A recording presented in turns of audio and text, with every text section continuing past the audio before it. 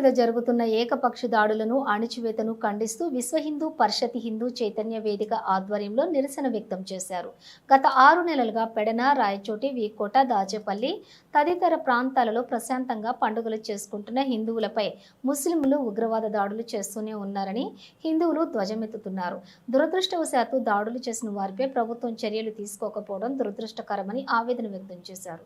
పోలీసులు కూడా కేసులు కట్టే విషయంలోనే ముస్లింస్ ఎక్కడ బాధపడతారో అని బాధితులైన హిందువుల మీద తీవ్రమైన టెన్షన్స్ పెట్టి ముస్లింస్ వాళ్ళ మనోభావాలు ఎక్కడ దెబ్బతింటాయో అని సున్నితంగా వ్యవహరించడం హిందువులకు పుండు మీద కారం చల్లినట్లుగా ఉందన్నారు.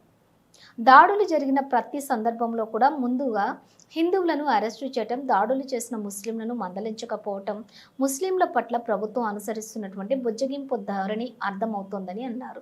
ఈ నెల 4వ తేదీ రాయచోటిలో హిందువులు సాంప్రదాయంగా దేవాదాయ శాఖ ఆధ్వర్యంలో జరుపుకునే వీరభద్రస్వామి పార్వేట ఉత్సవంలోని దుండగులు అక్రమంగా చొరబడి దాడులు చేసి మసీదులకు పారిపోవటం హేయమైన చర్య అన్నారు. అది కూడా పోలీసుల సాక్షిగా జరగడం వెనుక ముందస్తు కుట్ర ఉన్నదని భావించారు.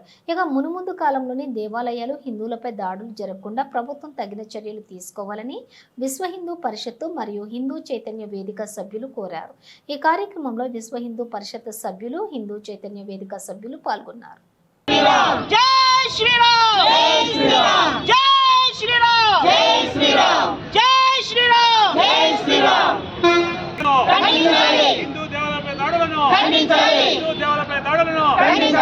రాయచోటిలో జరిగిన పార్వేట ఉత్సవాన్ని దాడులను